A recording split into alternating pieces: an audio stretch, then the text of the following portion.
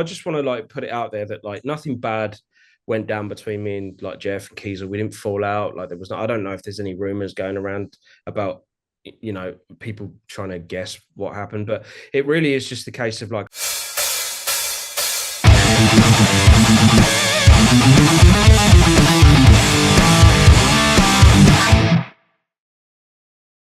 Hey everybody, it's Derek, aka Mr. Shred with Masters of Shred, and we are here for another epic episode of Talking Shred. You know this next guest. He's been with us before. We had an incredible hour and 45-minute interview, literally 3 years ago now, back in 2020. I'm talking about none other than the UK Shred Machine Supreme, the mighty Andy James. Andy, thank you for coming on again. yeah, It's so good no to see worries, you again, man. brother. Yeah, thanks for having me, mate. Good to see you. Oh, 100%. And you know what's funny? It's the last time we spoke in 2020 for that interview. There was rumor that you were, well, I think it was a fact at that time, you had to fill in for Jason Hook inside Five Finger Death Punch. Yeah. And fast forward 3 years where we're at now, you are a bona fide member of Five Finger Death Punch. You recorded an album with Five Finger Death Punch, and you actually just released, I don't know how you do it, by the way, another incredible banger of an instrumental album, solo album at the same Thanks. time. And you're about to hit the road with Metallica. Is that right? Yeah, I mean, hopefully. At the moment, we're kind of a little bit on ice at the moment with that because Ivan's had triple hernia surgery in his stomach. So I think the official word on that is that from June the 12th onwards, he should be ready, hopefully, to get back to it. But yeah, we're all kind of like raring to go and we want to get out there and play and stuff, you know what I mean? So hopefully he'll be well enough and then we can go out and, kick some ass.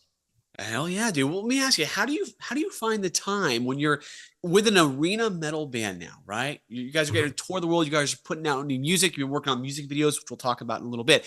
Yep. How do you find the time then and the inspiration to still create awesome solo albums on the side? There's just massive production. I mean, when you put these things, whether you're in a car stereo or a home stereo or your headphones, they sound Right. epic.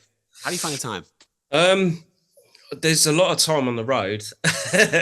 Like when you have to play for like an hour and a half, like every night, but you either side of that, you get to the venue, go to catering, maybe get something to eat, sit in the dressing room and think, oh, what am I going to do now? I mean, you could either like drink or do loads of drugs or whatever, but my personal preference is to just open the laptop and see if anything comes out. So Right. that's it. So Like I just have an interface with me, a guitar and a laptop and just kind of document ideas. So I think that the thing is that takes the time for me is actually writing the ideas where like it starts to kind of like sound like a song and everything like that. The other stuff comes later because once I've documented all the stuff that I want to get down, then I'll just because I do like scratch guitar tracks and stuff like that. I rarely like sit there and do full performances unless I'm feeling the vibe. But generally, like on the road, I'll probably redo some of that stuff. But it's really just to kind of like catalog it. And then we got back off tour, and then I just hammered it. Or just maybe 2-3 weeks, just recorded the whole thing because the recording process can be pretty quick when you're not sitting there like guessing what you're going to play. So kind of already figured a lot of that stuff out, and then um, I have like mixing templates and stuff like that, which I use for certain different things. So like, I don't have to start from the ground up with that either. I have like an idea of how I'm gonna do everything, and then just insert everything into that. And then a lot of the time, I'll just take my laptop into my car and just mix songs in my car. Because I have like monitors here, but I don't have any treatment in the room, and I use like headphones and stuff most of the time. So like the car is usually the test that it's like if it sounds all right in there, then it's usually going to sound all right everywhere. That's kind of exactly. all of thumb that I've had so far, and it seems to have done all right. But yeah, that's it really. In between touring, um, we just had a bit of downtime, and I thought, why not? Right, right. That's so you would say that for you it's the car stereo test. I know some musicians will say I do the iPhone test. If it sounds good on my iPhone, then we're good because that's what the most people will be listening to, at least on the go, is their iPhone. But that's more for social media then, right? social Yeah, media content. I guess so. Like, it's a funny thing with like the phone, mind you. Having said that, this new laptop that I'm on now is like the Pro. Was it the M1 Pro Max chip or whatever? I don't know if you've seen one of these, but the base of it is actually slightly deeper. So it's got incredible low end on these like laptops and stuff. So that's a good way of. I'll test it on here. iPhone, I don't know.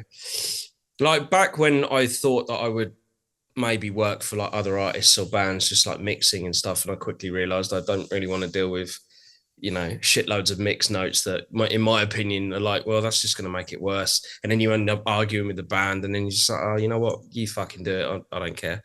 Right. A lot of them will go, yeah, there's not enough low end. I'll be like, right, okay, so how are you referencing this mix?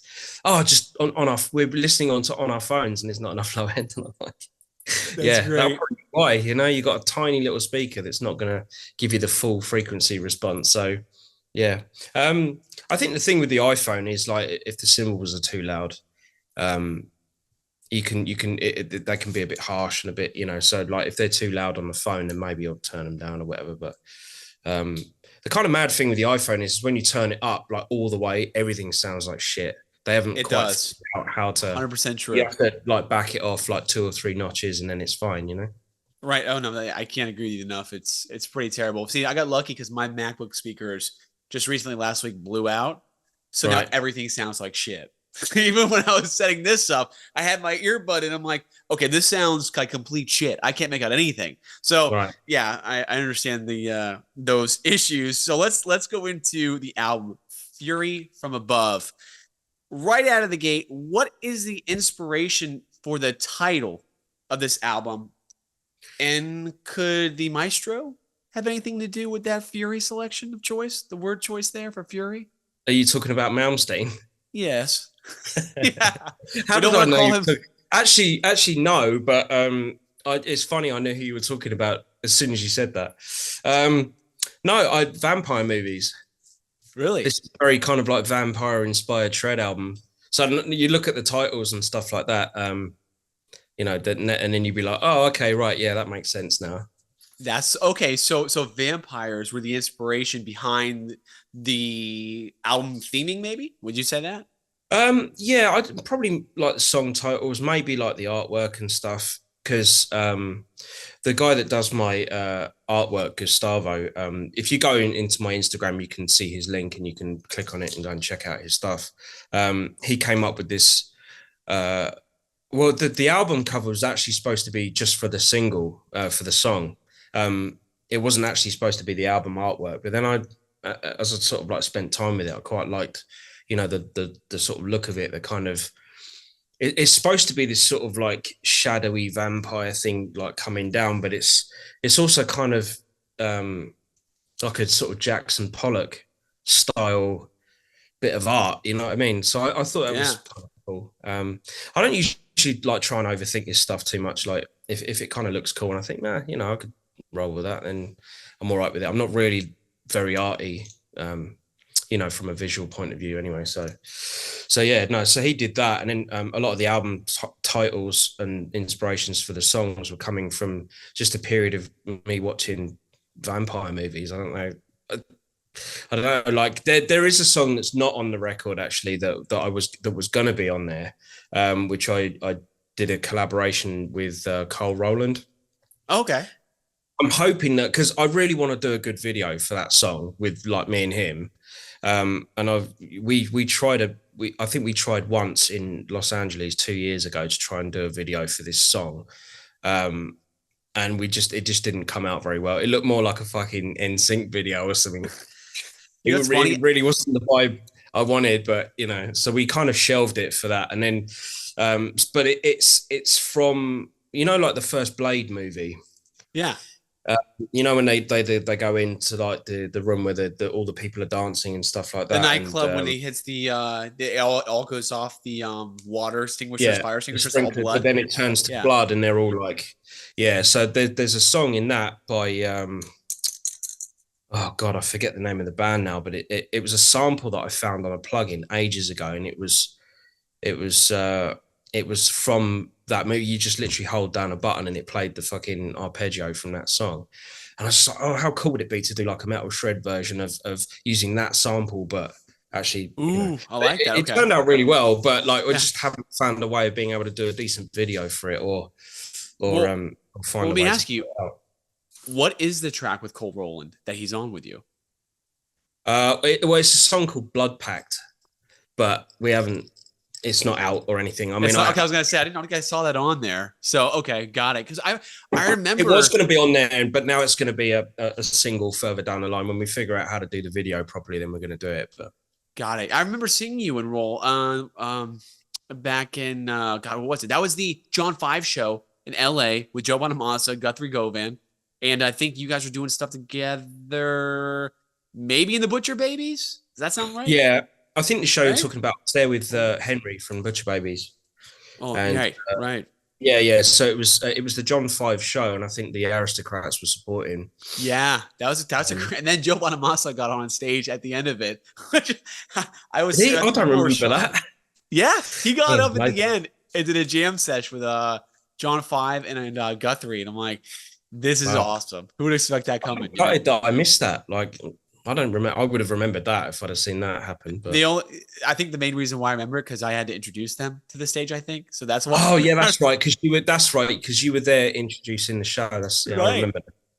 Right. Yeah. That was crazy. That was great though. So that's gonna be exciting to see that. Is there any sort of release time? I mean, you still gotta make the music video for Blood Pack, the song, but any sort of time you're you're planning No, on I doing mean, that? I'm hoping that, it'll be within the next sort of 12 months. But again, that was the hope like 2 years ago. Right. So this might Right. be an ongoing thing where like in 20 years we'll put out the song. No, we'll get around to it at some point, I'm sure. But yeah, like so with this record, I was kind of like, well, because a lot of these songs as well were using like the new guitar, which I know you're going to ask me about. Oh, you know that. Yes. Okay. Right. So it Maybe has your that's the segue. We can go into that if you want. yes. Okay. All right. So all right. If that's the case, you're right. We're going to break into this right now. All right. So let's go into that. I did have a whole big presentation leading up to that question. So Okay, I'm well gonna you can scrap do that now. half We'll, of we'll it. cut it. We'll cut it in. Go on. You do your intro. All right. And then Let's do it. Okay. All right. So let's go over this. You were featured on Five Finger Death Punch social media recently. Clearly, you're in the band, and some pictures were posted. You with the crew shooting a music video earlier this month.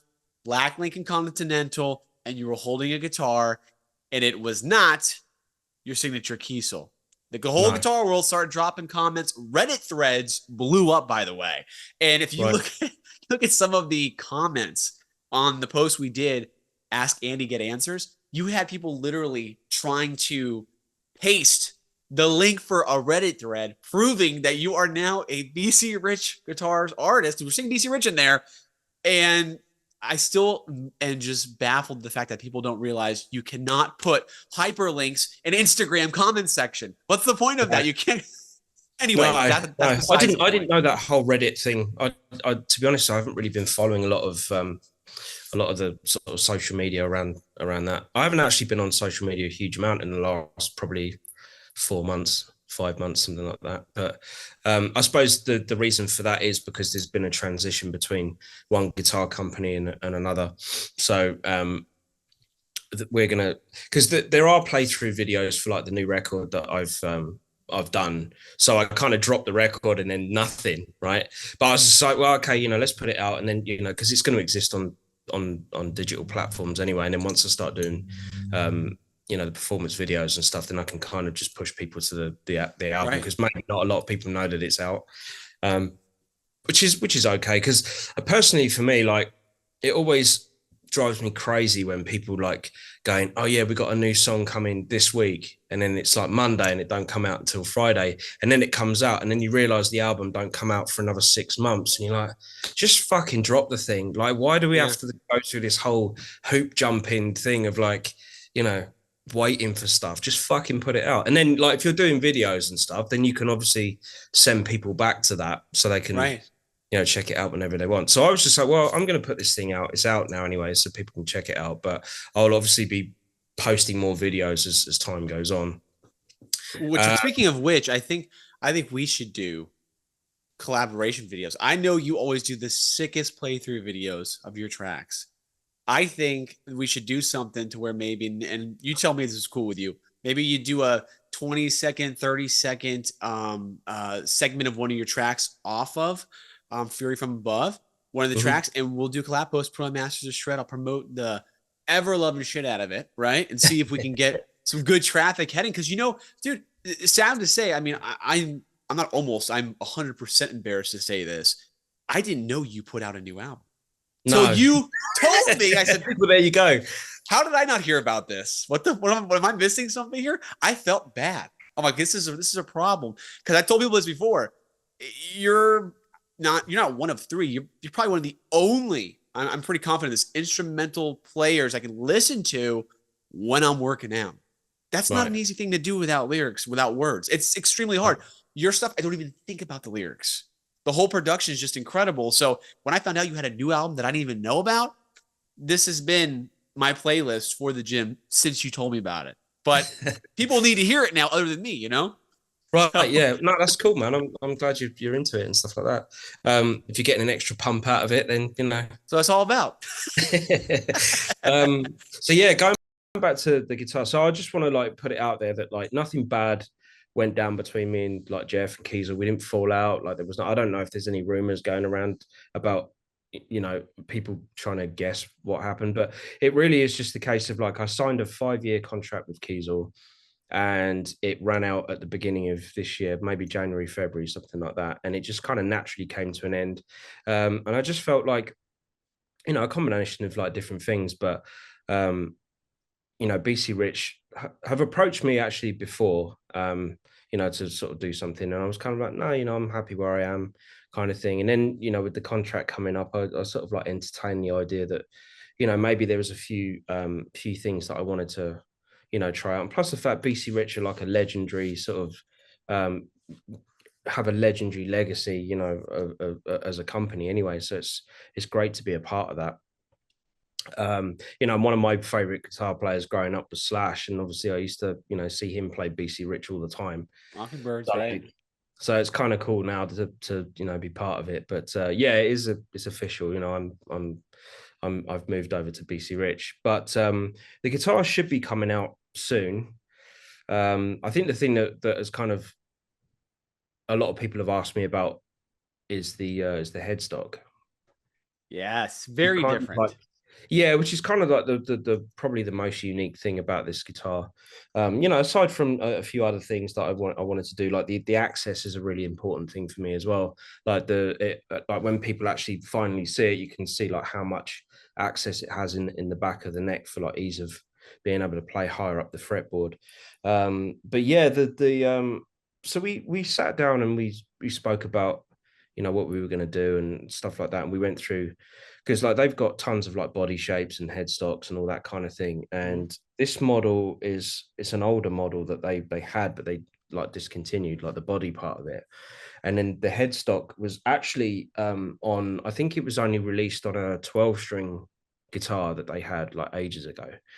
But I really like the look of it, and we had to like redesign it a little bit for it to sort of like fit the body and stuff. But when they finally finished it, I was just like, it's cool, because like all the signature guitars I've had, I've either had like logos on, or there's been something that's made it like specifically an Andy James thing. Whereas like I'm kind of less thinking about plastering a guitar with like my signature and logo and all the rest of it, but actually have something on a guitar which is more signature, if you know what I mean. Because like Super distinguishable, right? yeah, because you can't really redesign a double cutaway. There isn't really a lot you can do about that. And I'm not really a Right. kind of weird, wonderful shape like guitar player. None of this crazy shit back here, right? No, like I'm not really a flying V guy or an explorer guy, or even a single cutaway. I've tried that a bunch of times in my career, but I've never really felt like it gelled with my general odd Right. shape as a human being, right? So you have to find something that seems to like that fits you. Right. Yeah. So when we were going through all that stuff, I said like, well, what about that? But there's definitely a few other benefits for having like the headstock as part of that body as well. But the aesthetic was the thing that drew me to it the most. So this guitar really isn't going to be like plastered with Andy James' signature, but the headstock is the kind of unique thing about it. So yeah. Okay, gotcha. Okay, so origins. Is it going to be American made? It will be an import. Will it be an import available if it is American made? What is there any sort of like price point just to kind of get people to start putting some cash aside to acquire the new Andy James signature I BC mean, I Rich don't know guitar? if I mean, I wouldn't like to comment just because we haven't really worked out all of those, and I'm not really the sort of like business sales guy for BC Rich or whatever. But yeah, there'll be like the USA like customs, and then I think there'll be like some Korean models and stuff that'll be available as well. So And is that's there about all any the info I have on that. perfect? Okay, well, let me ask you: is there any kind of finishes you could throw out there? Because I know we saw the white one. Is Mm. there any other things you got planned in store down the road? What are you thinking? Yeah, I mean, we're going to start fairly simple. I think. Like, I mean, I've been playing like white and black for Right. quite a while now. It seems to just be the thing that I gravitate towards personally. So, that white one will be available, and there'll be a black version of the same guitar.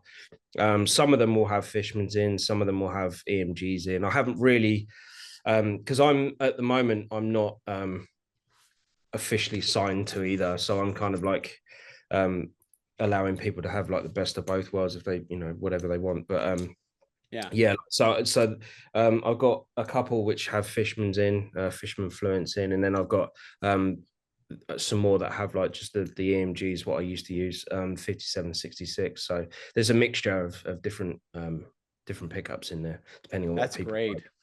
That's and I also know I don't know if you were dealing with him. You probably were. Bill Xavier. Yeah, That's not yeah. familiar.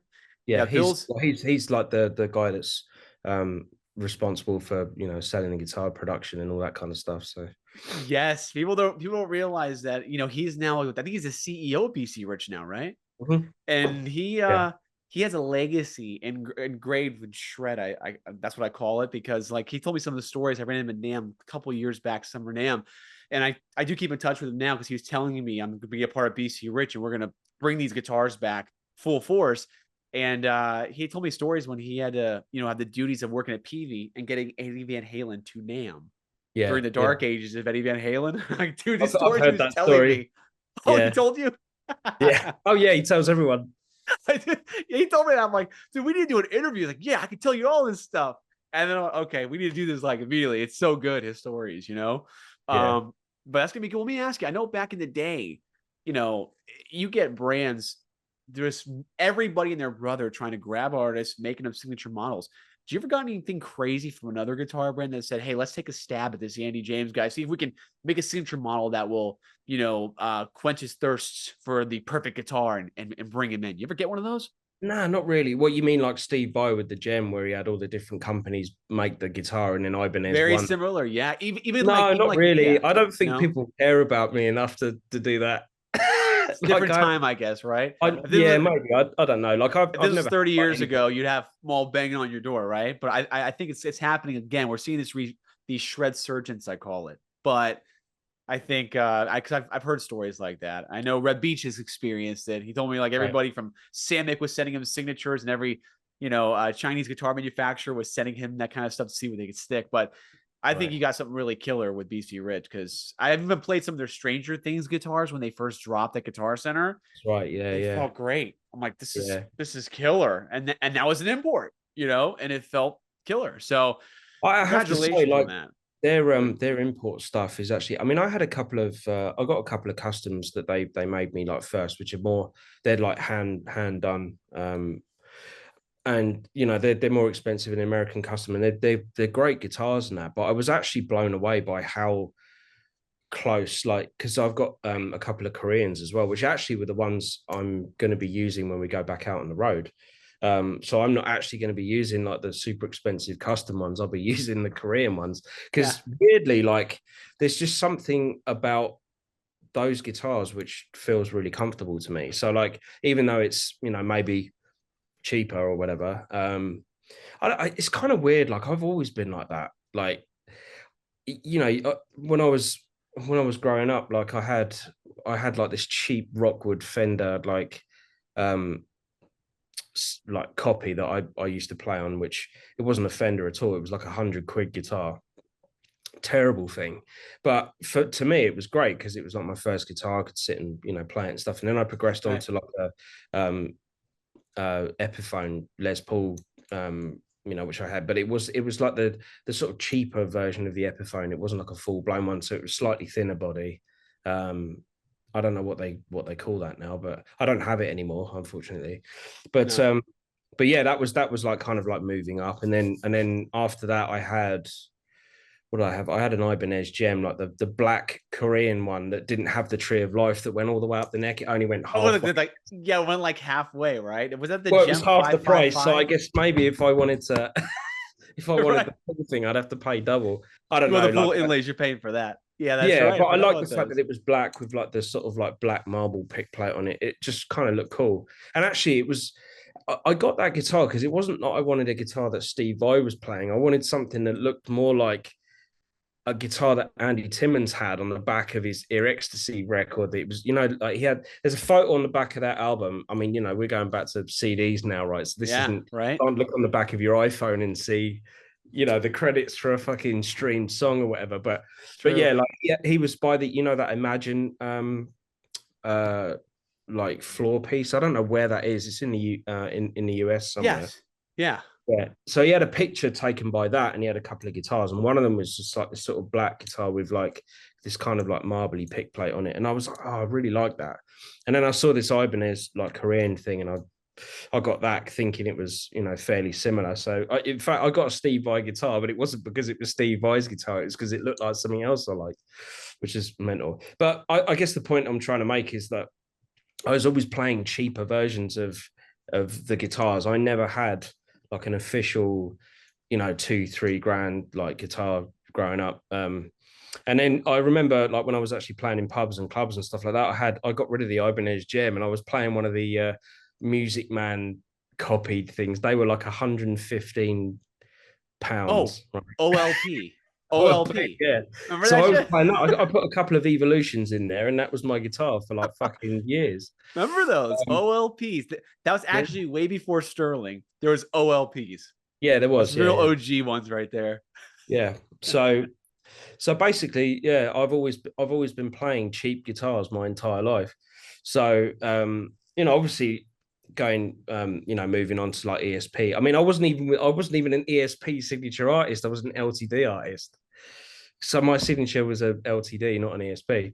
And then when I moved to Kiesel, that was kind of when the sort of quality for me finally sort of matched. Um, Yeah. I don't know, maybe. I mean, I suppose like if you look at people and you think, oh yeah, if they're at a certain point in their career, then the guitar should sort of like match in value and all that. So I guess maybe the two probably aligned at that point, um, but again, they just made great guitars. It wasn't the fact that it cost a lot of money or it would have been Yeah. cheap. I think it literally just is how something feels. So I Well, don't even know if like spending 5 or 10 grand on a guitar really makes a difference when it comes to like being able to express yourself fully. it's true. I Yeah. think I heard I'm not sure. I think this was recently. Tim Henson said that once you get past that 2,500 3 grand marker, there's not many differences in these guitars, the way they play or sound, you know? No, So I think I could definitely see that. I think then you enter collector territory, right? And yeah, then it's exactly. just you're buying them for a totally different reason. It's not about playing them. Do you know what I mean? So I could totally see that. And let me ask you, did your fellow tag team partner in Shred there, Zoltan, did he Mhm. did he have anything to do with maybe sweet talking you into BC Rich a bit? He might have done. He might have done. I know he's been rocking those Shredzillas and other guitars from them, right? Yeah, yeah. I mean, not he didn't. It wasn't like pressuring me or anything. Like, it wasn't a case of like, well, now you're in this band, you have to play BC Rich sort of thing. It Right. wasn't that at all. Like, he'd have been happy if I'd have stayed on with Kiesel and stuff. But no, I don't know. There was a few discussions that like, well, we can do this and we can do that, and I think it'd be good for this, that, and the other. Like, especially I suppose one of probably the only negatives I would say about Kiesel is that their direct to consumer business model is very difficult for people to know what they're buying Mm. before they drop like 2.5 grand on a guitar. You know what I mean? Right. So I suppose from a consumer point of view, it's going to be a little bit easier now where these are going to be readily available, in stores across the world when it comes out. So, people can get a feel for the guitar and make a more informed decision on whether it's something it's gonna fit them or not. Imagine that singing Andy James' signature guitar at Guitar Center in Sam Ash. Yeah, That's a that'd be trip. cool. That's pretty cool. I bet you sometimes you have to pinch yourself a bit, right? I mean, clearly you're a phenomenal player. You deserve every ounce of every accomplishment you've got, and you worked your ass off for it. But to think, just when we were talking, you're killing it. Arenas, signature models, about to be in stores. Do you pinch Mm. yourself sometimes and like, how's life work? Yeah, I mean it's mad. Like I never take that stuff for granted. You know what I mean? It still blows me away. Like, but I remember it was only really happened to me once, I think, when I saw one of my LTD signature guitars in a shop in probably in the UK somewhere. Um so that was definitely a moment. And that being my first ever signature model that I had that any company bothered to like sit me down and go, well, we believe in you enough to do a guitar and put your name on it kind of thing, which is it's an already significant moment in itself. You know what I mean? Like, Right. Yeah, uh, that is huge. Okay. Well, I so gotta tell you, I can't thank you enough for telling us some more insight on that because, as I told you before we started this, that was the number one asked question. And I'm like, no, no, no. We do the thing, ask Andy, get questions for talking shred. If yeah. anybody's asking that question, it's me. That's the number one question. How to be asked. I'm like, did not know. I'm not giving that credit to somebody else. There's like 50 people submitted that. That was my question first. But Yeah, yeah. it's No, good to it's get the cool. closure on I that. spoke to them yesterday, just going like, look, I got this interview coming up. What can I say? What can't I say? And it's like, well, because so I was like, um, I purposefully kind of like drip feeding, these like pictures and stuff and like from social media and that and having it in the video. I mean, it does serve a purpose for it being in the video as well. It's not just like shameless self-promotion. Although it might look that way. But yeah, so it was like, well, it's out there now, so you can kind of like talk about it, say that guitar's coming and that I'm officially with BC Rich and stuff like that. And yeah, so like you've kind of got the exclusive on it, mate. So Hey, I definitely appreciate that. So the hard work yeah, I've done for this platform pays off. I yeah. definitely appreciate that firsthand scoop, dude. So getting back to the album, if you had to describe Fury from Above in one word or one phrase to fans that, let's say, have no idea it's out right now, how would you describe it? Wow. Well, one word. Or one phrase, which could be three or Um, four words. maybe I don't know why this phrase comes to mind, but like keeping my hand in, because I think I think the reason behind that is I think like when obviously when the Five Finger Death Punch announcement went out, I think it's that if you say you don't believe in fairies and then they all like die, you know what I mean? Like, and you have to clap to bring them back to life. It's kind of like that where I had a bunch of people hitting me up going, oh, does this mean we're not gonna get any more solo music anymore and stuff like that? And I was just like, well, it was never my intention to stop doing that kind of thing. I mean, obviously, Five Finger Death Punch is a kind of big machine all by itself, and that takes up the majority of my time now because that's like my um top of the tree sort of career thing. But Yeah. like I think the instrumental thing for me was, I mean, had it not been for the instrumental thing, I dare say I probably wouldn't have ended up with this gig because that's always the thing that has been like running in sort of like simultaneously between other stuff that I've done because I've been in other bands and tried to get them off the ground and some have been okay and some have died a death or whatever, but the instrumental thing for me has always been something that I've had full autonomy over and control, and I do it all myself. I don't really have any like outside help or influence with that, and I think it's because I kept doing it for so long that it still kept my name out there. Maybe not like at the top end of things or whatever, but certainly in circulation, let's put it that way. So yeah, like obviously over time, I guess you just build up a fan base by default, people that like your stuff or whatever. And then Five Finger Death Punch gig comes along and it's this whole other thing that's separate from that. And I suppose people were like, that were diehard fans kind of, hitting me up going, oh, I guess we're not going to get any more solo stuff or whatever. Um, and I was kind of thinking, well, no, I'm going to do it. If I get time, then I'll do it. So this is me kind of keeping my hand in, like sort of doing it. But plus the fact it's a musical outlet for me as well, because I still enjoy, um, working on the records. I enjoy the process of like writing a song and starting from scratch and then, seeing it to its final state. Mm-hmm.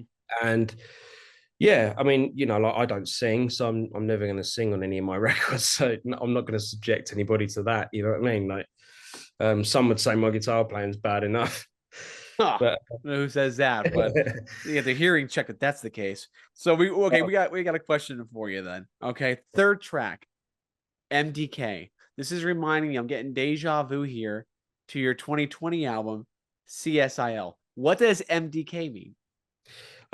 it's from Demolition Man. So actually, that's not very vampire-y, but it's like murder, death, kill, isn't it? It's like, but then I was kind of thinking, well, I couldn't think of a name for it, and I had that as like a working title, and then it's same with CSIL. I just fucking left it for it's pure MDK. laziness. Well, hang on for 1 second. Hang on for 1 second. I was gonna say, would this be the same one? Is that it? Is that Demolition Man? That's Yeah, Stallone? yeah, yeah, It is, yeah, right? I was trying to see yeah. if it said MDK on his outfit anywhere. No. I love Demolition Man, though. I should have known that. Kind of Yeah. embarrassed. Second time I'm embarrassed No, in but this it's interview. but it yeah. So that's that. But basically, it's like that could kind of play into the whole vampire thing because they're always murdering, killing, and there's a lot of death, I suppose. That's true. But Well, you know what's funny? Do you know who inspired Dennis Rodman during the peak of the Bulls era with his hair coloring? oh, Wesley Snipes, Wesley Snipes, Demolition yeah, Man. yeah. It's Demolition a Man. It great was movie, man. I mean, it, how ahead of its time was that movie? Really, in a lot of ways, when you see how things could potentially pan out now. oh, dude, huge. And again, the writing back then is so much. You look from 88 to like 94, 95. The movies that were released were groundbreaking and they weren't remakes and reissues because you can't think of anything creative to do.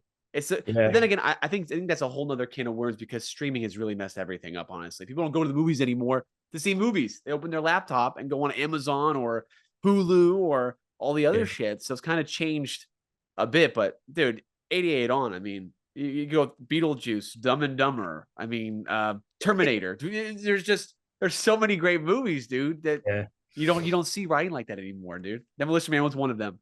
Great movie. yeah. No, I But know. Funnily enough, actually, I find myself going back to sort of old movies now because I'm not really that bothered about anything new that's coming out. Really, I still go. I still pay to go to the cinema just for the experience and sitting there. But quite often now, I would say it's probably 90-10 in favor of. I come out of the cinema and I'm just like, really, movies are just too long now, overacted. And the other thing that yes. bugs me is just like this cheesy comedy that they keep trying to fucking sandwich into the dialect of a lot of these movies, especially Oh, superhero movies. It's like I don't I don't care that the superheroes that I want to go and see have a fucking sense of humor. I just want to go and see them like, you know, I don't know. Maybe it's just because I like darker stuff. I'm not really into the whole light kind of laughing, fucking joking. Like if I paid to go and see a comedy, then cool. You know what I mean? But like when it comes right. to crime fighting, I'm not really into the No, you don't. the cheesy sense of humor and then like gunfights. I'm And, not. and I'm you know not what started that? Deadpool started that, and like Marvel said, "Oh my gosh, this is a recipe that works. People like this. We'll make every movie just like that." So all See, the Thor movies Deadpool's. become a big joke. Yeah, You I know what know I what you mean? mean. I Yeah. mean, I've got a couple of movies in mind that, like, I mean, Guardians of the Galaxy is definitely that for me. I cannot fucking stand it. And Thor started out cool and then went terrible. It's Um, just right over the top. and then I did go and see Fast X the other night, and I was just like, I mean, I'm not gonna slate any movies or whatever, but I definitely came out of that movie thinking, Jesus, I don't know. You'd have to go Well, and dude, see I it. don't know where they went from like street race rat runts to secret agents for the government doing these crazy stunts. It's like this is not the Yeah, Fast and Furious I grew up on. The first three were. After that, it was like, what the hell just happened here? I yeah. will tell you one thing. There is one movie that I just watched recently that I revisited that is so damn good, underrated. and it was a great period. It's 1990. So Michael Keaton just did Beetlejuice, did Batman, first Batman. He did a movie called Pacific Heights. Did you ever Right. see that? I haven't seen that. No. He is the world's worst tenant, and he purposely screws people over to where they can't do anything to him. He Right. destroys he like sets it up to where the landlord beats the hell out of him. Then he has the landlord arrested, takes over the property. It is scary. If you watch it, you're never going to want to buy an investment property in your life. But he's a very dark character, and I'm like, he's such a good actor. So Right. I mean, and I'll check it again, out, man, because I like a bit of Michael Keaton. oh, it's Actually, in his prime. This is prime. I saw he's coming back in Batman in something, and I was just like, oh my Yeah, god, because he's like dude. my favorite Batman. Thank you, dude. 100%. And they have to do that because nostalgia sells right now, and nothing else is putting asses in seats when it comes to these movies. So, like, all right, Yeah. let's bring back Michael Keaton. We're going to put him in Batman. And hell, let's do this. We're going to bring back Beetlejuice. Yeah. Beetlejuice 2 is finally happening. And Yeah. they're bringing Michael Keaton in his 70s to reprise this because nobody today can seem to put asses in seats. He It's looks pretty good though. crazy. Like, I mean, he's He still looks great. like the Yeah. clip I've seen him as like with the Batman with the hood off. I'm like, it's kind of like he never left. I mean, he's a bit grayer, but he doesn't really look that much different. It's true, dude. He's been done. He's done good for himself. I mean, it's gonna be great to see that, and I definitely am stoked about that. But definitely check out Pacific Heights. Then you get a kick. It's definitely a Okay. thriller suspense, and Let it'll me throw write. you I'm gonna off. write this down. I'm gonna write this down. Hang on. Get Pacific my Heights. notes. Like when you start watching, you're gonna go, "Wow, this guy's a real freak." I mean, he is doing some creepy shit while he's in this place, but it is a great movie. So kind of get back at it. Cool. Okay, so Fury from Above is here. Can we expect to see you tour, perform live, any of these tracks, any of the album, anything like that coming up? I haven't made any plans, like, because like I said, the solo music side of things is I can do because I do everything. I'm kind of like a one man band when it comes to that kind of thing. Going out on tour and stuff, I don't know. I mean, it's kind of like proving to be fairly hard for a lot of bands, like going out on tour anyway. So I don't know if I'm gonna, get a drummer and a bass player and go out and do some shows necessarily. I mean, I'm not saying I'll never do that, but I haven't got any plans to go out and do that stuff at the moment. Plus, there's a whole bunch of Five Finger Death Punch stuff coming up that we're going to be getting involved in and stuff like that. So yeah, that's kind of like my live thing taken care of for the time being. Yeah. And you know what's funny? I remember I went back and I watched the old interview and even the first one we did. And you were talking about how Zoltan is a big shred enthusiast too, right? Yeah, He's big yeah. into like shred stuff. I say, you know what we should do? We should totally get us three and do a shred countdown. Top 10. Let's see from you guys what you guys think. Top 10. And I'll make categories. Most Do you mean of melodic, all time or like new stuff? possibly just we base it off of genres of shreds. So melodic, speed stuff, maybe top three categories. Get both you guys same time. Let us know what your thoughts are on those, what your rankings would be, Right. things like that. That'd be super fun to do too. We do a Yeah, lot of good yeah. stuff with Oh, that. yeah, Get some definitely. things like that down. So maybe we'll see some of you play some of these songs, which is good. I think that I Well, you remember. definitely will, like, via the internet, because I'm still going to be like promoting, the new songs, and I'll be, Mhm. you'll see the new guitar a bunch as well, like, when that comes out. But yeah, we're just kind of like finalizing it at the moment, Yeah. and it will be coming out really soon, actually. So keep your eye out for that. And if I'm right on this, technically earlier in this interview, you did agree to do some collab post where you're going to play some of these songs. We can do it on video. Doesn't have to be the full playthrough. Just I'm going to send you a list of because there's certain fragments of these songs that literally I had to stop lifting and put the weights down and say, what the did I just listen to? Hold on a sec. Let me rewind this real quick.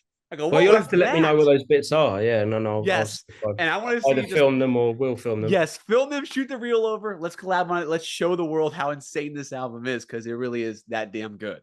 All right. Okay. So, Thanks. getting back at it, were there any challenges that you had making this album? Was there any time constraints that you kind of set up maybe against yourself there, having your plate full with Five Finger Death Punch? Anything, instrument related issues or any sort of challenge like that in making this album? No, not really. Like, I mean, I'm kind of in my sort of makeshift studio at home now. Like, I mean, I'm not signed to like any label or anything like that. I mean, any stuff that I do, I just put out under my own thing through DistroKid and just upload it. That's it. Yeah. Um, so yeah, like there's no time constraints or anything like that. I think the biggest pressure on I put on myself is obviously to just make something that I want to have a period of time where I don't hear it and then go back to it and then be like, oh yeah, cool, okay, that's all right.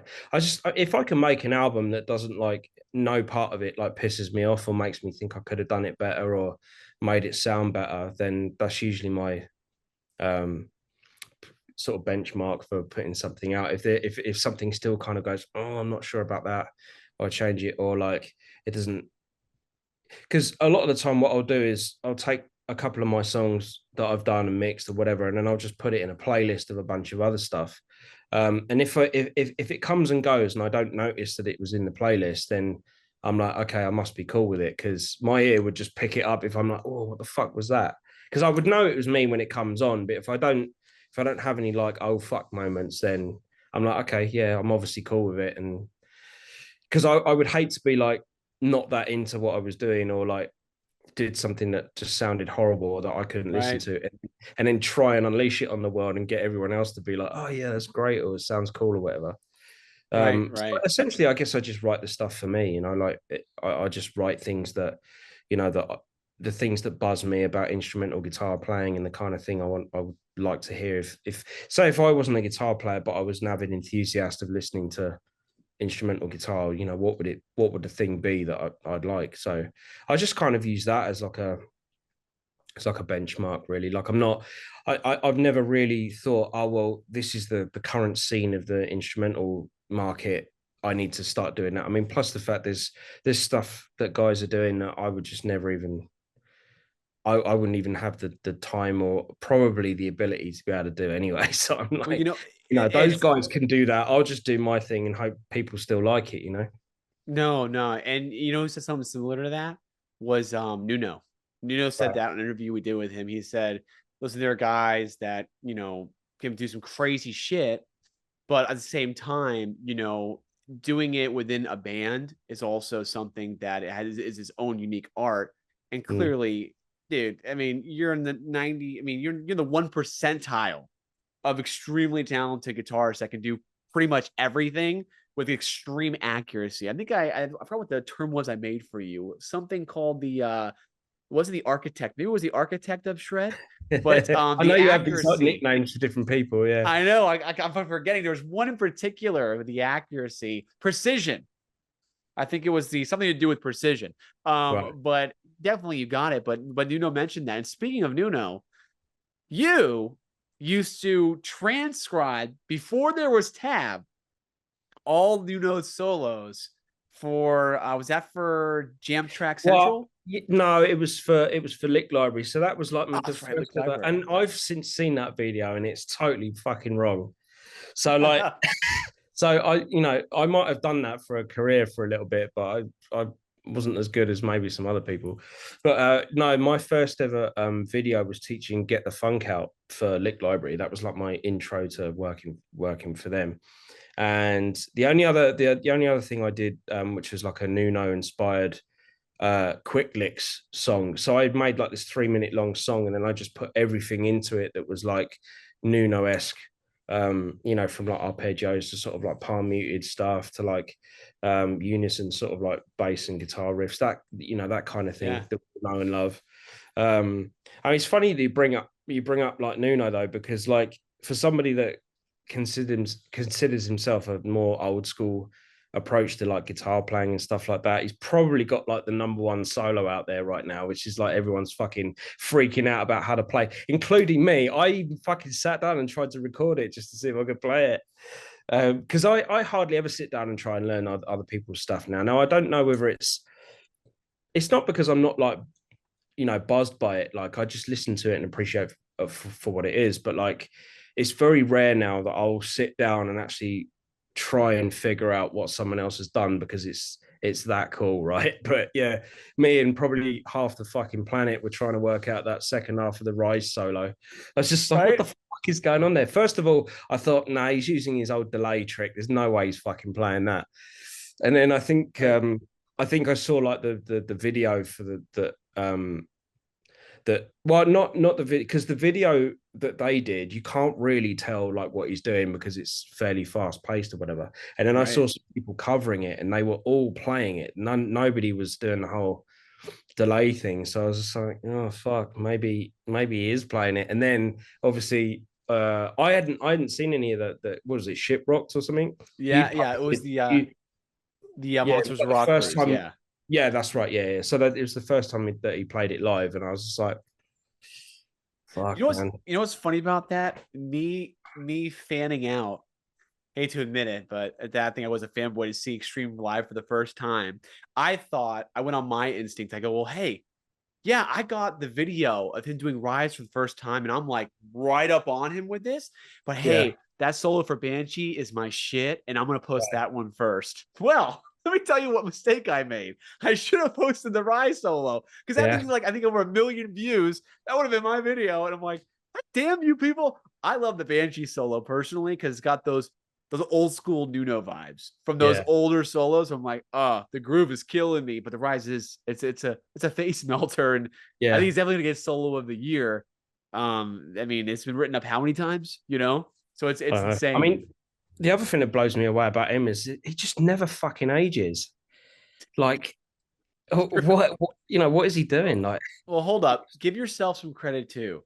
I was actually just telling a really good friend of mine this too. I said, it's funny. Andy, he doesn't age, and I know what it is because when you were in Wales, the sun out here kills people. Okay, it ages the piss out of them, bro. You look like you were in your late 20s, early 30s. I don't know how the hell you're doing it. I think it's because I the don't go in sun the was not. sun.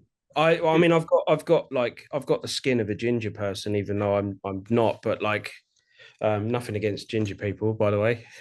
But they have like seriously sensitive, skin to like. I'll go out in the sun for 5 minutes and fucking burn, and then I'll just go white again. I don't even tan, so what's the point? It's Um, good. If I could so do I it all live in over one of again, the I would hottest never did it. places in. I live in one of the hottest places in the world, and yeah, That's I it. just stay in. I don't. I rarely go out. That's the way to do it, though. The sun's horrible. I liked it when I was younger, and I'm like, God, I regret every day laying out in the sun. Was not a good idea. But you're Yeah. right. Nuno seems like he doesn't age. It's kind of frightening. And you know what's funny? Actually, not funny. It's sad. But when I was on that cruise, I caught the first live concert, which was on a pool deck, right? Stage. Yeah. And then boom, he blows his knee out playing basketball, which Oh yeah. I Yeah. was there for that game. I left before he blew his knee out. My buddy who's a photographer texted me. He goes, "Dude, Nuno's down." I said, "What?" He's up on the top deck. He's down. You got to go up there. I'm like, I couldn't believe it. I'm like, gosh, what a buzzkill. So what did he do? Break it or twist it or something? Apparently a lot of things burst all the tendons in his knee, and he Mhm. was telling me a little bit about it. He said that Gary Sharon was telling him, "Come on, man, let's go out there just 10 minutes. Let's just play for 10 minutes." Right. Yeah. And then Yeah. he said, "Damn it, I listened to the bastard, and this is what happens." And dude, Gary Sharon was like, he was ready to rock. He was playing for real.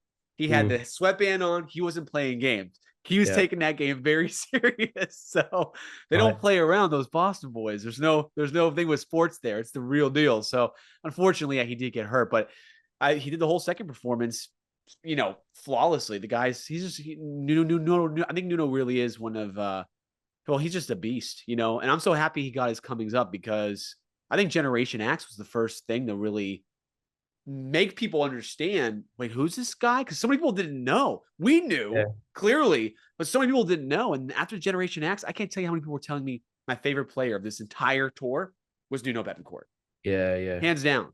I mean, not You only know, is he just an incredible player, but he just looks cool. Like it's the whole package. You know what I mean? Like just it just looks like whenever you watch anybody like because I've never really felt like I'm one of those guitar players that looks like natural doing anything. Right? I kind of have to really work at it from a physical point of view to sort of at least I don't know. But like when you just see somebody that just naturally is just cool and just like whatever they do, it doesn't matter. It just always looks good, right? And yeah, you're you like, don't see guys. You got a couple. You got Slash, yeah, Zach Wild, yeah, right? And yeah, we could probably those guys are super cool I'd put dudes, right? Nuno in that category. You know what I mean? Nuno, Yeah. 100% Nuno. Andy James, right? Maybe, I don't know. I mean, it's definitely it's joining Five Finger Death Punch, for example, really has had to like I've had to work on the sort of like physical aspect of like actually using the space and kind of um getting into it because like from like playing instrumental shred stuff at fucking trade festivals or trade fairs or doing like pubs and clubs and stuff, it's a different thing entirely. Like and I've always my focus has always been on trying to do the cleanest, most perfect performance possible. You know what I mean? So like, there isn't really a lot of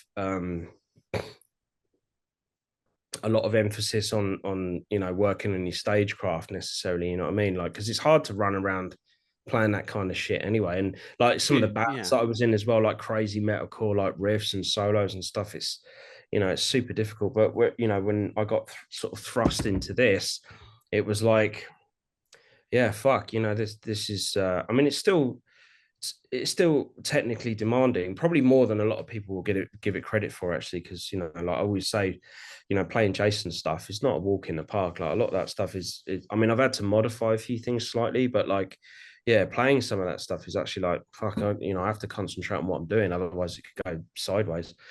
um but then you got to couple that with actually playing in arenas and stuff. You know what I mean? You can't just stand there.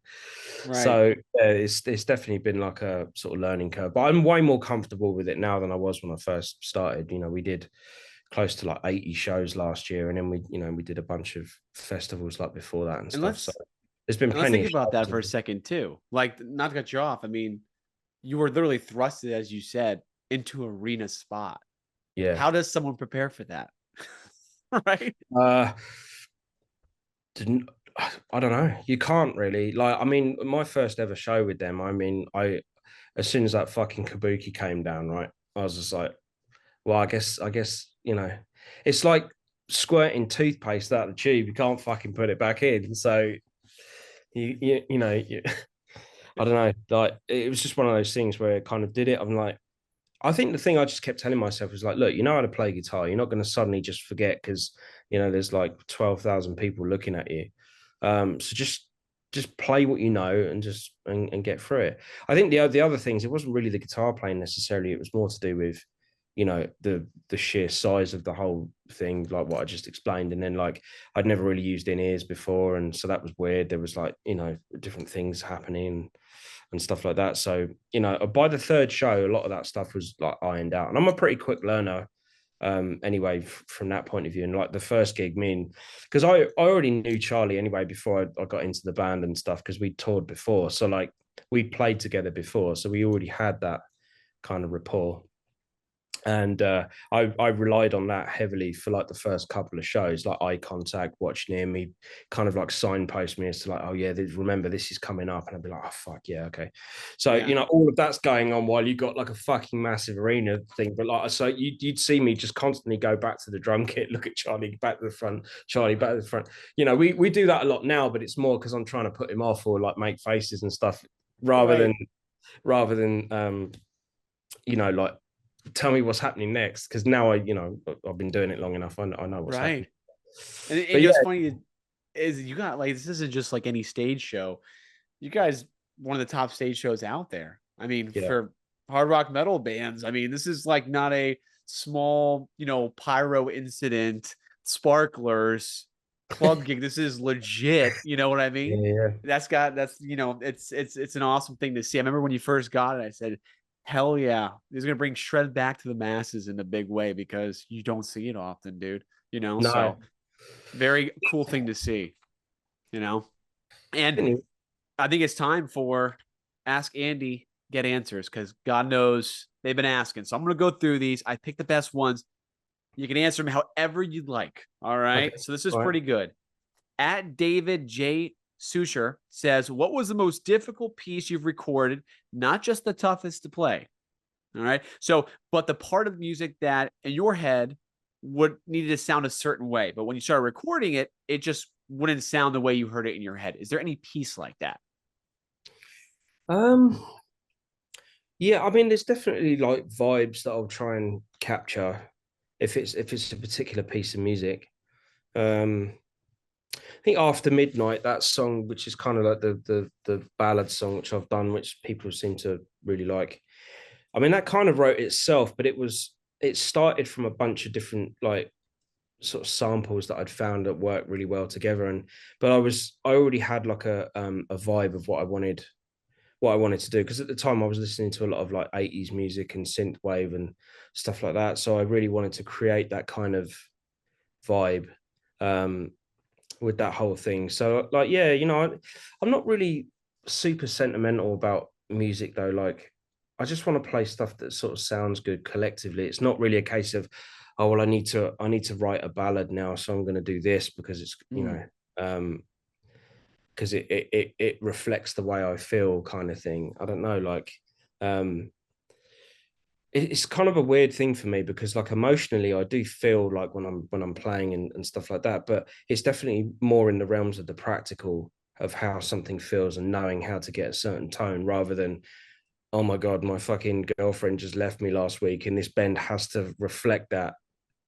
I never really had that, like, some people when they talk about writing music, I think instrumentally it's harder to convey that anyway than it is, say, like if you're writing lyrics and stuff, then obviously Right. you can talk about that kind of thing. And then, you can connect to way more people because, unless you're a guitar fan or whatever, like, people generally listening to music, they're not, they'd be like, oh yeah, that sounds like if I play something to my mum and she'd go, well, that sounds nice. You'll know why she says it sounds nice, probably because it's got less distorted guitars in it. There's more clean guitars in there Right. and it's notes. So there's a practical way of looking at this, which I suppose has always been more of my approach than say like, oh, I need to write this song because of a shit period in my life. In fact, weirdly, Yeah. when things are kind of really not going that well, I don't even play guitar at all. It's kind of mad, which is completely the opposite of like why I got into guitar when I was a kid because it was an escapism from things that were less than Right. ideal. So I don't know. Like now, it's kind of like a bit of a reverse situation. But like going back to the question, no, not really. Like I'm fairly like pragmatic when I sit down and record stuff. It's usually fairly methodical. Um, a few happy accidents happen here and there. Like the song on a new record actually, it's a song called Ludicrous, but because it's the vampire theme, it was like, well, ludicrous because it was some crazy shit in there. But I just put the word cross in there because I wanted it to. So I don't making up words just to sort of back up the vibe of the album. But Well, no, listen to this. there's one I- midsection in there where I put the riff in the wrong place and it was like, wow, that's got a fucking weird groove in it. So the riff was starting from a different point that I hadn't even planned on, and then that created that whole midsection of that song. So stuff happens like that, but yeah, So earlier, we did a little bit of word association. I said if you had to, you know, name this album by one word to describe what it would be or phrase, right? Well, I wrote one down, and it was for that song. Okay, right, Ludicrous. Ready for this? It's a phrase. Sledgehammer to the skull, because literally right out of the gate, you fucking melt people's faces off. yeah, No questions asked. It is like, again, I heard it today in the gym. I go, whoa, oh my gosh, this is like right into it. You need something to wake up, right? And there's no games, no horsing around. This track will get you so pumped. It is fire. So I'm happy you brought that one up because I actually had written that down in the notes here. Bring up right, that song. And cool. of course Tombstone. Tombstone, I heard that and I'm like, oh my gosh, I love it. It's just the outside, whatever that was in the beginning, the harmony you put in there and the main riff, that like high pitched kind of like spooky vampire kind of deal. You Mm. know, it has this eerie like Transylvania, but heavy industrial metal kind of rhythm to it that just sounds killer. Well, it's interesting because that song kind of has a bit of a weird Easter egg in it. Because well, Charlie, like he texted me like when the album came out because he hadn't really heard it, and then he was just like, "Man, fucking, I can't stop listening to Tombstone. It's like awesome." And then I was kind of like talking to him about the song, and then I remembered like one part of that song. So first of all, that kind of like really weird, eerie part in the beginning just something I've been fucking around with for ages. And then I kind of had this sort of like riff idea that was like, it was knocking around for a while, just like this chromatic thing, because it's kind of got a bit of an Alice in Chains feel to it. It might not have, ended up sounding like something that they would do, but it definitely has that sort of like kind of dissonant chromatic sort of like buzz to it. And then I was like, so I got that bit down, and then I got to the middle of the song, and for the longest time I couldn't figure out what the fuck I wanted to do, because there's a definite change in the middle of that song. And then I was watching The Exorcist, and that there's that piece of music in there, and like as like Tubular Bells is like going, Yes. and then you get like this kind of like bass line come in like in the middle of it, where it starts to feel more like a song. Right. So in the breakdown in that song, there's like a guitar part in it, which is like a low version of like the Exorcist riff in there. And then like that whole midsection is kind of inspired by the what happens when the band starts coming in later on in that song. So No kidding. and so then I Wow. was so when you go back to it, you'll hear like there's a break in the song and it goes something like dun dun dun dun dun dun, dun, and then it comes back in. And then yeah, so I don't know if I should be admitting that I get like these sort of like direct inspiration like for things like that. But yeah, I mean, obviously That's it great. doesn't sound like The Exorcist, so I don't think No, anyone's I would have after. known. I would have known that at all. It sounds, No, I mean, it's really distinguishable and it's contagious. It's a contagious harmony because you mm. can't stop like humming it when you're listening to it. So if you guys haven't heard that track, and by this point you should be listening to the album throughout the interview. But if you aren't, you need to go right to Tombstone. You know exactly what we're talking about. So the next question we got here from comes from, I'll probably say this wrong, at Loop Kentriel, Loupcantaveil. Mr. Shred, can you ask Mr. James his opinion on analog guitar amps? Does he still use them, or is he a full digital modern player? Yeah, it's a good question. Yeah, for the longest time, like I was using like valve amps and stuff, mainly like PV 5150 and the plus version of that. Um, but here's the thing, my problem was always being able to sort of like boost a lead tone, have like chorus delay and reverb on that like tone, and then have like a clean tone which had like different effects on and stuff like that. And when you're foot switching with like valve amps and stuff, it's always like I had to compromise because I wasn't maybe smart enough and how to like wire it all properly. So I would have to like just have like one delay sound for everything. And I'd have to, every time I switched a patch, I would have to hit a button and then the fucking effects on or off. And I like the PV because it had the effects on and off on the foot switch. So like you have Right. the three channels or the two channels or whatever it is, and then you always have the effects loop on and off. So then I kind of progressed to the idea that I would have like some sort of dB booster in the effects loop. So when I hit the effects on, it would lift the solo a little bit and add a bit of delay in there and stuff like that. So, over the years, I kind of figured out how to do certain things that I wanted to do, but I always felt like it was just a super like pain in the ass. Plus the fact valve amps would always it would sound great in some places and not that great in others. And it would drive me nuts. The fact that the consistency level was just like never really there.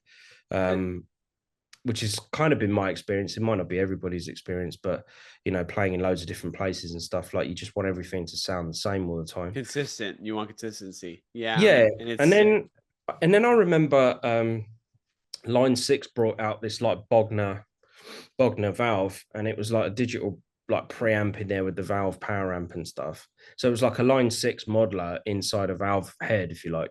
And the Mark One was brilliant. I think I was using like all the kill switch engage tones on it, and I was using that for the longest time yeah.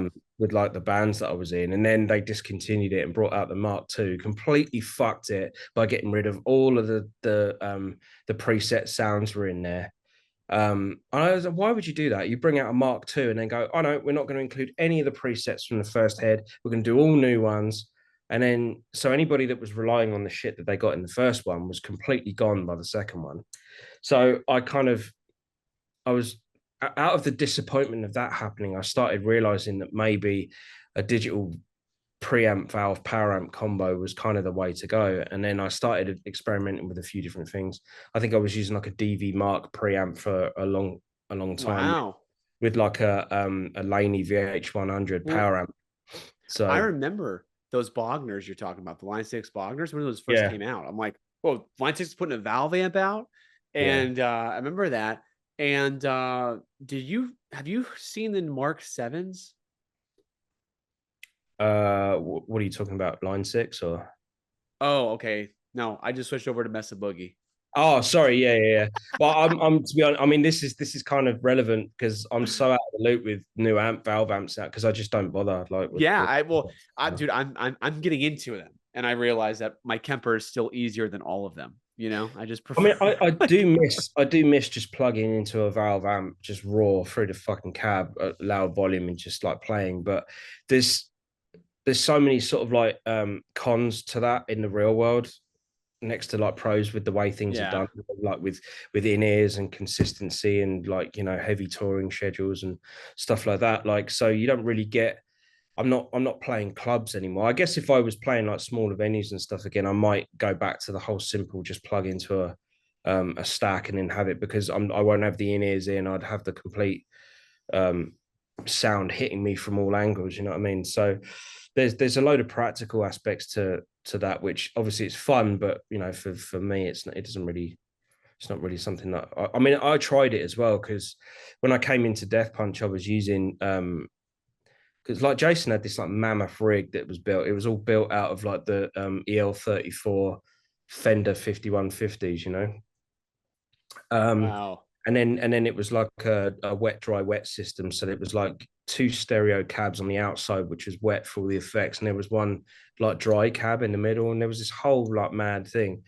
It must have been about between 50 and 70 grand's worth of fucking gear. Like it was insane.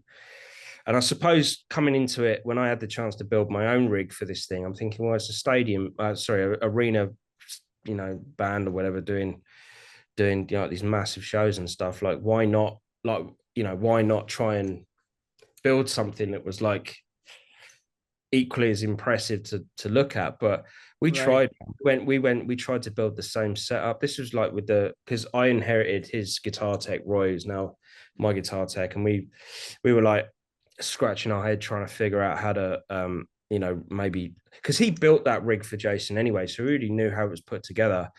But my budget wasn't exactly the same, and so we were trying to cut a few corners here and there, and I was just like, nah. So we tried it with a bunch of different power amps. We tried like different heads. We tried the Laney, the PV. We tried what else did we try? Engel. Um, the cabs wasn't really an issue because I still use the Fender EVH cabs now, so that was already something that we knew we were going to use. But yeah, like fucking hell, I think we blew up like two different heads, like trying to get a sound out of it, and we must have spent like 3 days in like rehearsals trying to get the right fucking sound. And in the end, I was just like, you know what? I think we're overthinking this. So I drove home, grabbed my fucking Kemper out the studio, powered one, and I went back and we just plugged it into the fucking cab, and it was just like, there you go, a couple of minor tweaks, and that was it. Because I don't know what it is, but the profiles that I captured originally were for my STL pack that I do for that. And so they were real. It was a real 51. It's a 6505, but it had like a bias mod done to it where it was hot. So like the overtones and stuff were slightly different for it. And then we got like a 4x12 Mesa cab, mic'd it up with three different mics. I think it was like a 57 421, and then it was like one of those flat like pressure boundary mics that we put like underneath the thing, which you would use for like drums or something for like the low end, just to give it more of a kind of 3D sound in the low end. Like, and I've been using those sounds ever since. But it's kind of the sound that I'm always used to having. I mean, you're probably saying, well, why don't you just get like a 6505 head and then use that? But then that brings into all the other problems with like fucking effects loops and all that yeah, shit. and And tubes so if I, and yeah, problems so not if, working right. Yeah, well, and plus the fact, during COVID, I know there was like, tube manufacture like problems and distribution and all that kind of yep, stuff. So it was hard for people to get that kind of thing. And we were building the rig kind of right in the middle of all of that anyway. So that was definitely something to consider. And then I thought, well, look, I've captured the sound that I always like wanted and I use for like literally everything. So I thought, let's just try it, and it works. It goes direct, it goes, and then Roy figured out a way of being able to run one Kemper but having like a stereo cab set up from the one Kemper. So it's not like true stereo, obviously, but Yeah. it runs it and it powers like two 4x12 cabs, and then we just have a blank one in the middle. But it sounds fucking monstrous on stage, and then it goes out front, and it's just super consistent every time. And the whole of the live setup is on a fucking USB stick. Dude, isn't that crazy? There you go, and it's done, you know. So yeah, I think And you now got like that. yeah, like for me, it's full Kemper and that's it. But I don't even do the Kemper updates. That freaks me out because I I know. like where it is now. I don't want to keep updating it, so I just leave it. Right, exactly. Yeah, I'm same page as you. So, one guy wants to know too at Donnie Coletta underscore Coletta. Please, are you going to transcribe the new solo album? It is amazing. I probably will. Yeah. In fact, I got a transcription for Falcon God, which I still haven't put out yet. That Levi did for me. Levi Clay did for me about a year ago. So I should probably put that out first because I've had a few people hit me up about it. And then actually he commented on my when I first posted about the thing because I haven't spoken to him for a while. He was just like, "Oh, you know, if you need someone to transcribe this, you know, or you know, hit me up." And I was just like, "Yeah, yeah, yeah." You know, I fully plan on getting him to do it. I just haven't got around to it yet. When I start promoting the record properly, even though it's out, but I'm going to start doing videos and promoting it and stuff. Then Yes, I'll get some tabs done. perfect. Hell yeah. I'm in the process of sorting out a new merch website as well. Really? Well, yeah, just trying to add some more bits and pieces into that, like because I haven't really my merch game's been a bit like laxed, Well, pretty much. listen, my friend, So I got a Burger King Shred King design for you that no, you I remember, will yeah. love. And it was on a t-shirt that would fit you, but not me. I remember that. Yeah. If people don't know what that is, you gotta go back and watch the first interview we did. I'll tell you the whole story about it. But you know what would be cool? Listen, I've upped the design game a bit. I'm doing that too. I've redone all the Masters for the website, new merch suppliers, and some crazy different designs that are light years above the shit that I had shown you on Right, that yeah. day. But I will tell you one thing to be very cool that we should think about potentially if you'd be interested doing an Andy James X Masters of Shred collaboration, limited edition merch, one or two designs that would be sick and maybe even numbered because I think I have a guy who could actually number each shirt with a really cool square on there that says 1 of 100, 2 of 100. We could do some really Right, yeah, cool yeah. shit. Yeah, that So could be cool, yeah. and there'll be no more Burger King designs and no more Shred royalty designs with lions holding guitars. None of that. It was cool though. Like, you know, You gotta start off somewhere. I might still have that somewhere. Um, Yeah, you probably use it to wax your cars or something like that, right? Probably one of no, those. no, But yeah. yeah, that's great though. Okay, so that's going to be something to keep an eye out as well. And I know that. Let's see here. I'm going to try to slim this down because I did write a lot of them. But five Finger Death Punch at Aussie Knuckleheads. He's Oh asking a yeah. bunch of questions, some good Okay. ones. So I'm gonna Yep. ask one of them. What's your favorite track off the latest album? Uh, Probably IOU, I'd say. It's fun because we play it live as well, and that's like one of the solos that I kind of had a little bit more was able to kind of throw a bit more in, you know, of my own sort of buzz, I suppose.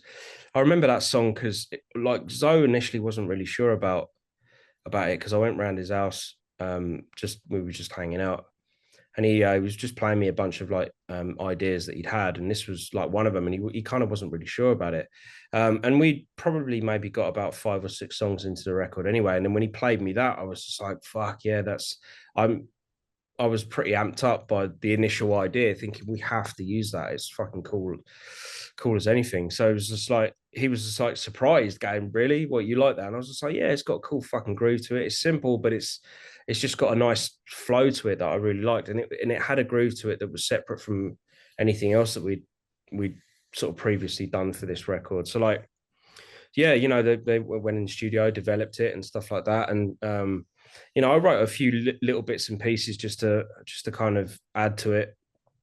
and then like the main sort of solo section. I think the solo section progression was actually another part in the song. And then they kind of, it might have been an alternative chorus, um, but they since kind of went back to the original chorus, what's on the song now, because I think Ivan had already figured out what he was doing, and there was a certain thing that he liked about the way it was, so we left it. And then so the chord progression that I wrote ended up being the solo section for that song. So that whole bit was like um, kind of my bit added to it, if you know what I mean, and then just sort of soloed over the top of it. And then yeah, we do it live, and that'll lead into one of my probably another question. If someone's asking what's my favorite song to play live, it's probably that one. Yeah, That which was, I think that was the next or question. Yeah. okay, yeah, that or Under and Over It is kind of, it's just fun to play, Perfect. Okay, awesome. And this one is from the Guitar Man Cam. Hey Andy, which artist do you like that nobody would ever expect? Hmm. Uh, Probably Brian Adams or something like There we that. go. Oh, it's a classic. Legend, I'll Well, I take was that. listening to a bunch of that stuff the other day because he's got like some compilations which my mum always used to play as a kid, and I always liked that stuff. I always liked his guitar player. He was always his solos and tone were fucking perfect. Yeah. Yeah, I did. Yeah, 100%. So that's always a good choice. And I like this one a lot, actually. At Kenneth Tuning, if you could do a single with 4 artists of your choice, alive or dead, who would they be? I'm never very good at these questions, man, because I don't know, like. You know why it's difficult? It's because I kind of I'd never had a like burning desire to do that. So like for me, I'm like, fuck, who would I want to do a song with? I'd have to sit down and think about it. Okay, so Prince, Like, Eddie Van Halen, probably, right?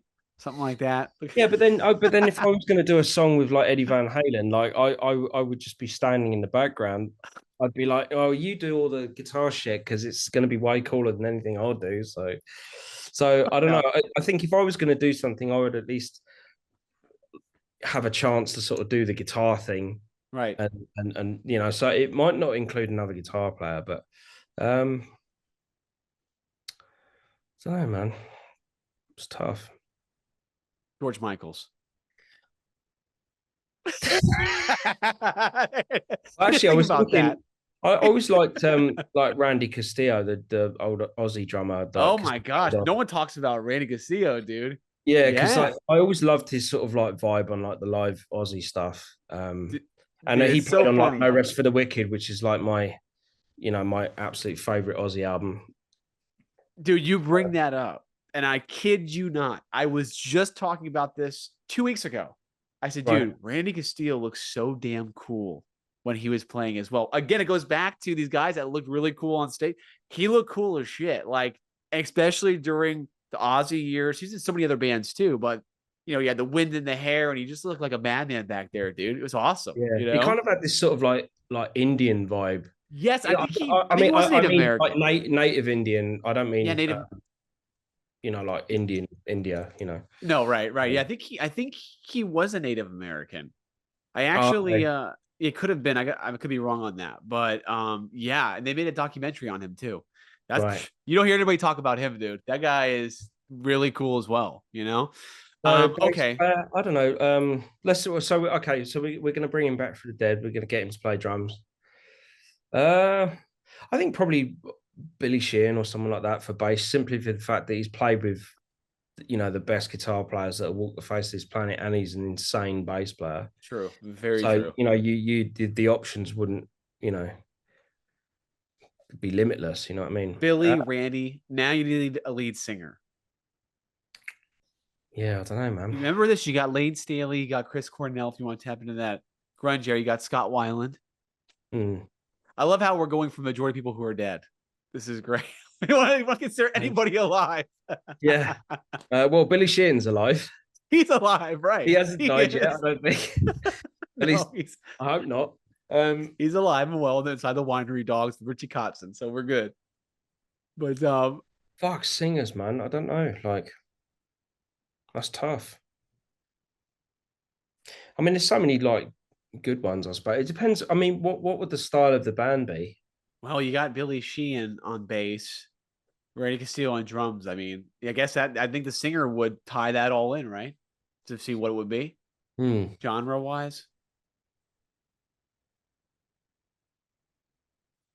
Yeah, man. Fuck, I'm drawing a blank on the old singer. Maybe we'll come back to that. Or we'll just do an instrumental band with those two. Fuck it. There it is. Forget it. We don't need anybody else. You forgot about keyboarders too. You gotta get a keyboard some love in there. Um, I've always liked. I mean, Jordan Rudess is amazing. Like, I was gonna so say, right, when I think of keyboard players, I think of him. right. Actually, it's That's funny because I did the Satriani camp not so long ago. It was like January, and he was there. He actually sat in on one of my classes. Um, wow. that was kind of cool. We were just conversing about different things. Actually, Satriani stepped in on one of them, just randomly, just came in, and we were just.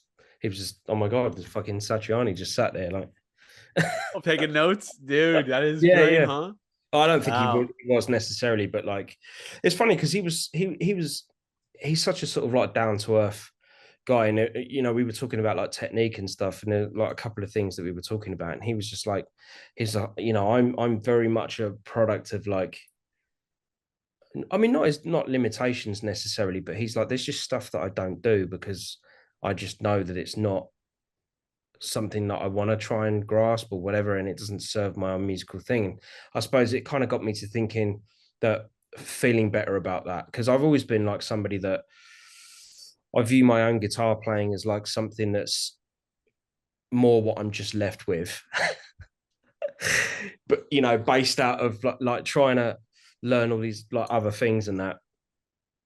And my everything that I play and I sound like and everything that I've just piled on top of each other, just things that I'm left with that I've sort of had a chance at being able to do when everything else was like just either too hard or just didn't buzz me or whatever it was.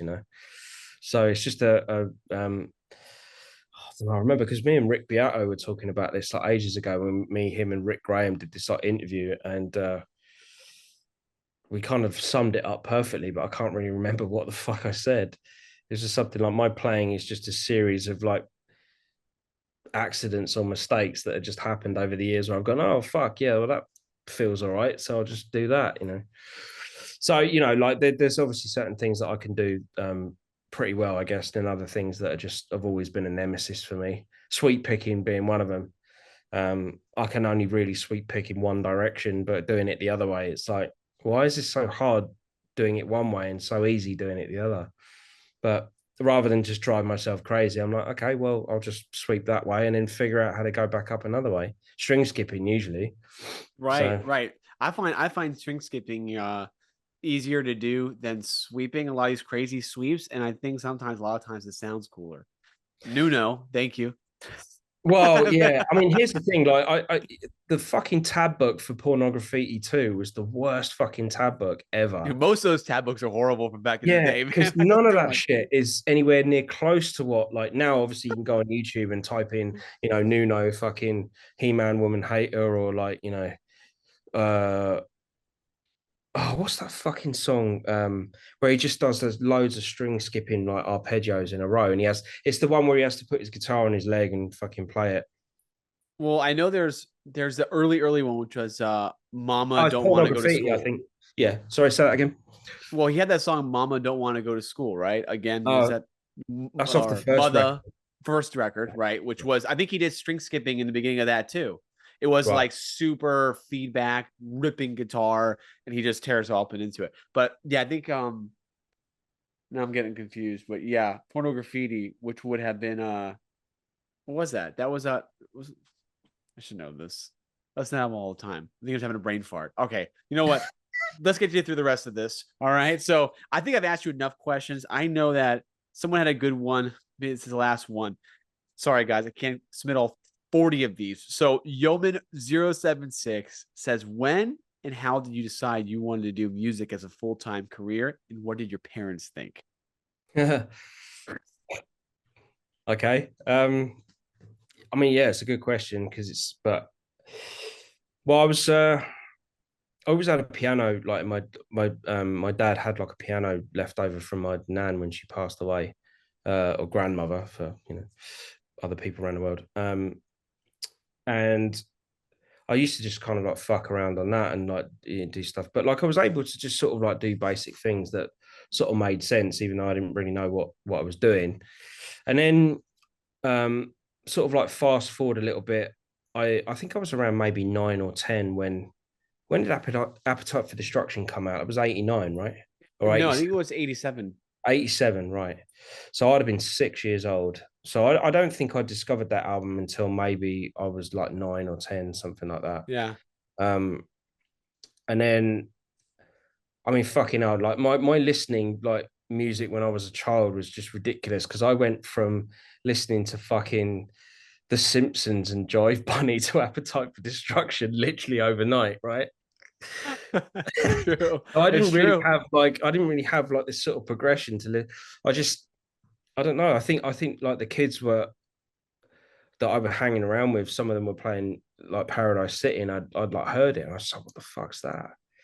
And so I found out it was off this album. But the thing is, I wasn't old enough to own the album because it was like explicit lyrics or Oh, whatever. right, And right. this was like cassette tapes back then, right? So I think my brother ended up getting me the album on cassette because he's like nearly 20 years older than me, right? So he was already old enough. So I had the thing, and that was the only album that I had, right? So I was just listening to it over and over and over again. And I just remember being like, there was one part in the Night Train solo where I was just like, what the fuck is that? It sounds amazing. I mean, I since have found out how to play that now, but like at the time, it was really getting me into like wanting to learn to play guitar, but I didn't have any. I don't know, like no one was buying me a guitar or anything like that, and I was living with my mum and stuff because she, left my dad and was living with somebody else. And I did see my dad, but like every other weekend, that whole sort of thing. Um, and then I remember I had like this sort of Lego-y type set, and I was trying to build myself a guitar from a fucking Lego set with like elastic bands like pulled up from the bottom. I mean, obviously it didn't sound anything like a guitar, but I think that's when my interest started growing. I felt like I wanted to figure that out. So it wasn't until I ended up in school somewhere down south in the UK, like around 12 years old. And because it was kind of like a boarding school, so we were there all the time. They had like all these music rooms that were just open 24/7, and they had like old guitars in there. There weren't really anybody's. You could just go in there and pick up and play or whatever. And so I just found like an old like nylon strung guitar, figured out how to tune it, and then just sat down with my cassette player and started figuring out Guns N' Roses songs. And then I think Wow. it was around my birthday was coming up soon, and I sort of said to my dad, I was just like, look, can we get a guitar? I think I want to try and get into this. And at first he was just like, well, yeah, all right, thinking because you know what it's like. Parents buying stuff for their kids, they're just like, well, we don't want to spend like hundreds of pounds, and then you just leave it collecting dust Right. in the room. You know what I mean? So like, we got this Fender copy guitar. It was like 100 quid or whatever. This tiny little Starfire amp. It had like fucking three knobs on it, like gain, tone, and volume or something. That was it. And yeah, and that's pretty much the beginning of that really, and then just sort of stuck with it. Guns N' But Roses. yeah, yeah. I mean, I was fairly like sporty before that, so I played a lot of football and stuff and that. But yeah, as soon as I discovered guitar, anything like going outdoors and doing anything physical was like, you know, kind of a no-no. I kind of like computer games, but not really. I wasn't really like hugely into it. I was just like into like fighting games and stuff. Mainly Mortal Kombat was like the big thing back then when that came out. Street Fighter. Yeah. Uh, Yeah, but those apart are from that, I wasn't really a gamer necessarily. So right. Now it's a like whole nother I was level these in, people take it to, you know? Back then it yeah. was arcade systems. Now it's competitive, It's a whole different strategies to, teams. So, question for you, kind of wrapping this all up. What does the rest of 2023 have in store for Andy James? Um, well, yeah, hopefully, all being well with Ivan's health and stuff, we'll be able to get back and start doing some shows again. I think the idea might be to start writing some new material and stuff, possibly the end of this year, beginning of next year. And I've got the guitar coming out, which you can stay tuned for that. And that's pretty much it, really. Those are the Once we get rolling, it's going to be fairly busy. So big things to prepare for. Well, dude, I can't thank you enough for giving us the inside scoop on the new album, the new guitar, a lot of great stuff, dude.